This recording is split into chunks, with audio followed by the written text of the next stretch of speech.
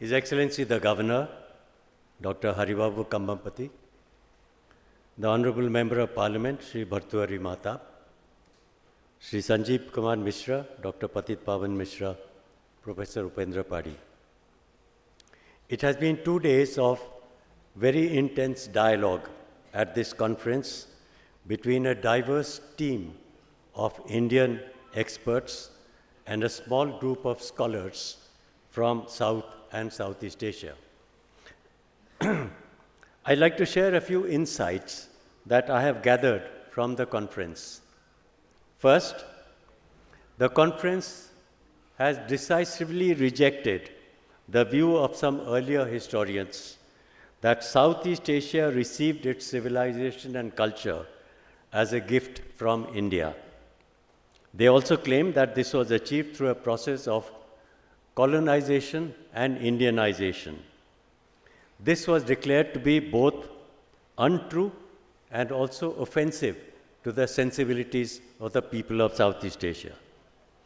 India has no record of colonization or coercion in any country abroad. Secondly, it was revealed, interestingly, that there were many cities, villages, and regions in ancient Indonesia which were called Kalinga. And I think it should be a matter of pride for everybody from Orissa to find such wide recognition of our heritage there. In fact, there was a Kalinga kingdom established in central Java in the 6th century. And I recall that when I went on a trip to the Philippines, I discovered that there was an entire province of the Philippines which was called Kalinga. Thirdly, Bali has been special to Orissa because of the striking similarities on both sides in food, language, social habits, and religious rituals.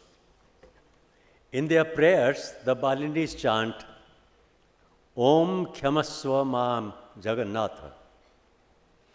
Om Kyamaswa Mam Jagannatha. That is a Balinese prayer. But interestingly, Lord Jagannath is worshipped in Bali as Lord Shiva, not as Lord Vishnu, as in India. A fourth point is that foreign scholars who are invited here provided an authentic image of Kalinga from their point of view. And this, I think, is one of the best outcomes of the conference because we hear from our own scholars and historians all the time. It is time we learnt from Southeast Asia how they view Kalinga, Orissa, and the rest of India. So, the foreign scholars provided us an authentic image of Kalinga from their point of view. And an eminent historian from Indonesia asserted that Kalinga contributed to the fusion of the culture and religious practices of India with those of the local society.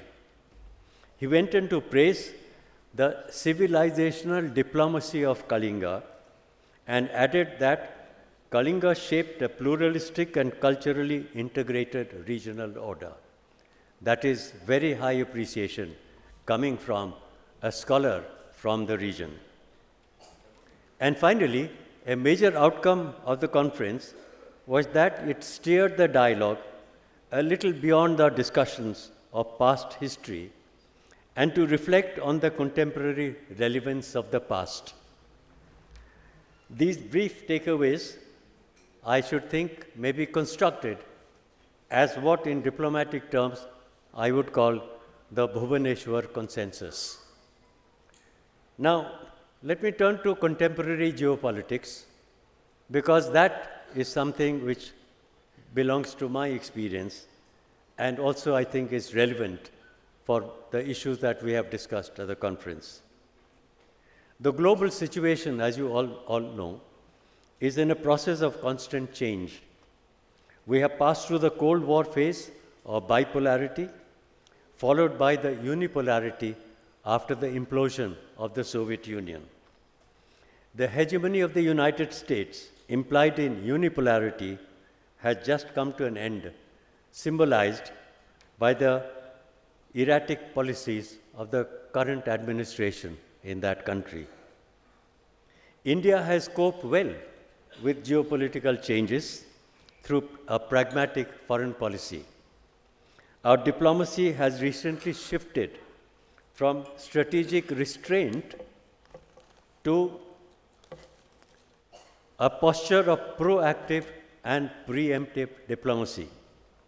As witnessed in Operation Sindoor, India will not hesitate to give a forceful response to any country that threatens our sovereignty and integrity and the safety of our citizens. Through all these changes in geopolitics, the one constant feature of our foreign policy has been India's friendship with Southeast Asia. After the Look East policy of Prime Minister Narasimha Rao in 1992, the Indian foreign policy began to give a high priority to Southeast Asia. Prime Minister Modi in 2014 elevated that policy to Act East and has injected great dynamism to that partnership. We have concluded strategic partnership agreements with ASEAN, and we have also concluded similar bilateral agreements with member countries of ASEAN. India and ASEAN today find themselves in a new geopolitical region that stretches from the west coast of India to the west coast of the United States. This is called the Indo-Pacific, a fusion of two great oceans, the Indian Ocean and the Pacific Ocean. The Indo-Pacific is the virtual hub of geopolitics and geoeconomics today. To give you a measure of how important this region is, 50% of the world's population lives in this region, and 60% of the world's GDP comes from this region. And further, if you take the list of the 5 largest economies of the world, the 5 top economies, 3 of them are located in this region. There is China at number 2, Japan at number 4, and India at number 5. It is estimated that India, as the fastest growing major economy in the world today, will overtake Germany and Japan to become the 3rd largest economy by 2028, and that's just 3 years away. Now the question is, where does Odisha figure in this vast region of the Indo-Pacific? Odisha's economic presence has been modest so far in the Indo-Pacific. It is still one of the poorest states in India, largely preoccupied with domestic issues. On the other hand, there has been a dramatic reduction of poverty in recent years. Odisha's growth rates have reached an impressive 8 to 9% in recent years. The state has close to 50% of India's reserves of minerals. Its mining extraction, downstream industries, exports of petrochemicals through Paradip port have been significant. Odisha's GSDP is estimated to be $111 billion, and that is quite impressive for a small state like Odisha. I was pleased to see the statement of the Honorable Chief Minister of Odisha, Sri Majhi, in Delhi yesterday, that Odisha's target is to take the state economy to $500 billion in 2036 and to $1.5 trillion by 2047. Impressive, and this is, of course, a happy dream. But how does Odisha go from here to there? Well, some very practical and feasible solutions have emerged from the discussions of yesterday and today. A point made was that in terms of strategic location, Odisha has the initial advantage of proximity to the Indo-Pacific. Odisha has tremendous connectivity possibilities by sea and by air with the Indo-Pacific region. Number two, there is probably a roadmap, and one of our experts gave a very concise roadmap where he made 6 different points. Number one, export orientation and priority for Odisha, construction of growth corridors, pursue a blue economy, pursue a digital economy, development of service sectors, and improve connectivity. These are all common sense solutions, and I am pretty sure that the government of Odisha is already working on these lines. But a third proposal which emerged from the discussions was, as was mentioned by Mr. Sanjeev Mishra, as utilization of brand Kalinga. And I'm passionate about this because Odisha's Kalinga heritage is an abundant source of soft power for Odisha. Yet, we know from diplomacy that soft power is ineffective. Soft power is dormant. And to be useful, soft power has to be converted to smart power. And that is what Odisha needs to do. How to have this enormous reservoir of soft power and use it for the benefit of the future of the state. So, brand Odisha, in my view, should be aggressively promoted, especially for penetrating the markets of the Indo-Pacific. And a final suggestion is a little tenuous for me because it came out again out of this conference, a suggestion that Odisha may like to practice cooperative federalism. And let me explain. With all its economic aspirations, Odisha is not yet a tiger economy. Tiger economy is a term applied to the dynamic economies of Southeast Asia, which have vastly improved their standard of living through a very positive economic development program. So Odisha is not a tiger economy in my view yet, unlike neighbors like Andhra Pradesh and Tamil Nadu. At the best, I would say Odisha is a tiger cub and it is growing up very fast. Well, a young scholar for Indonesia who is present here has described how, after the decline of Kalinga as a maritime power in Southeast Asia, the identity of Kalinga in Southeast Asia shifted from Odisha to Andhra Pradesh, and how beyond Andhra Pradesh, by the 17th and 18th century, it extended to the people of the Tamil region. Which means that brand Odisha, which you all imagine is our copyright, actually brand Odisha is shared by virtually the eastern coast of India. And I ask the question, why not? I have no political instincts and nothing, but I do feel that if you cannot fight them, then you must join them.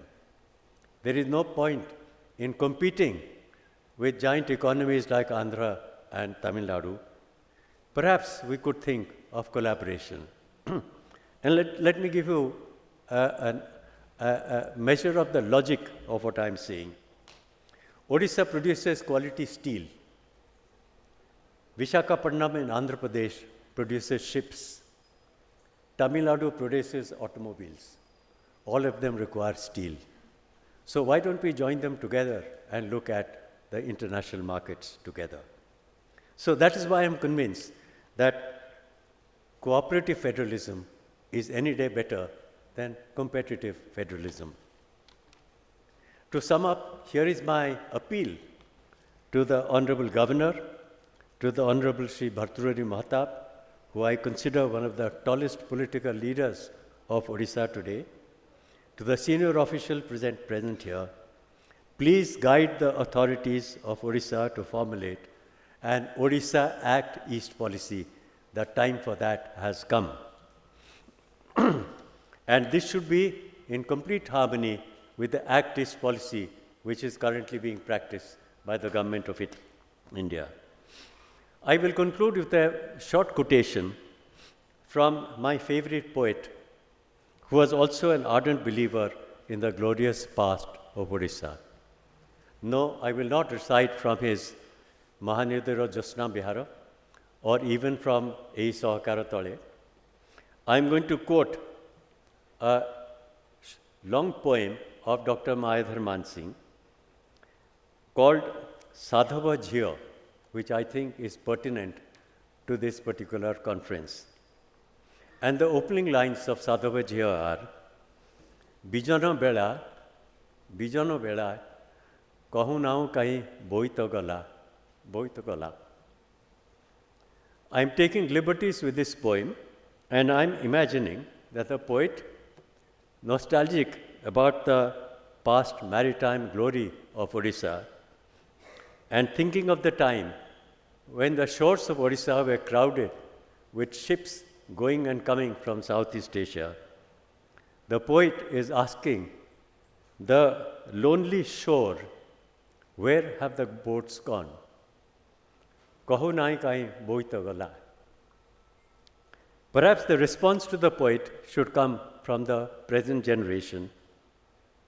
I think the boitas will come back when Odiyas will be more adventurous, more enterprising, like their Kalinga ancestors.